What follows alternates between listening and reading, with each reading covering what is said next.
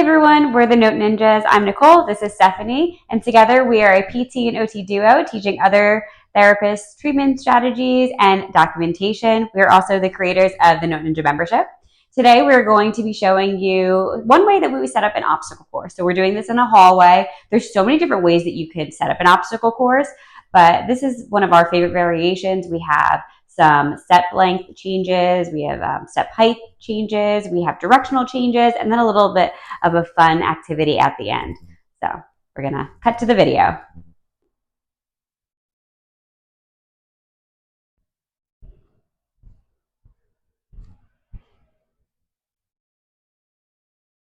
So for this video, this obstacle course, I'm going to have Stephanie use a cane. So she's going to start by walking forward, and then we set up these colored squares. They're from actually a game, but I'm going to have her step to the colors. It's like a floor is lava game.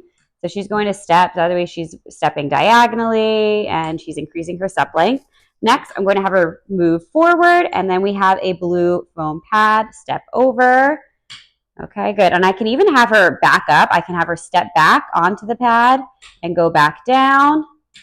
Okay, and then have her do multiple step ups or just have her keep coming forward. So yes, she could step down and tap. She could step to the side, down and off, laterally, up and down, both sides.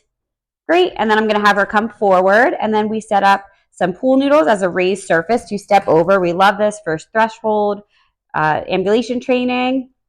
Okay, and the same thing, we can have her step backwards, step over. And you always want to be guarding your patient. Make sure you're using a gait belt. But this is a great little strategy to do. And then we're going to have her weave between the cones. So she can come forward. She wanted to practice one more time. So she can now weave forward throughout the cones. And I love this because there's actually so many variations you could do with the cones. You can have them spread out a little bit, increase the distance, or you can have them step over the cones. So there's so many different variations. You just have to use your creativity. So although these objects are pretty basic, there's so much you could do with them. You just have to use your creativity, a little imagination. You could do some taps. I love it. You can circle around, direction changes. Okay, and then next, because we promised a fun activity too, we have these bean bags. I'm going to have Stephanie reach down and then just toss them into a basket.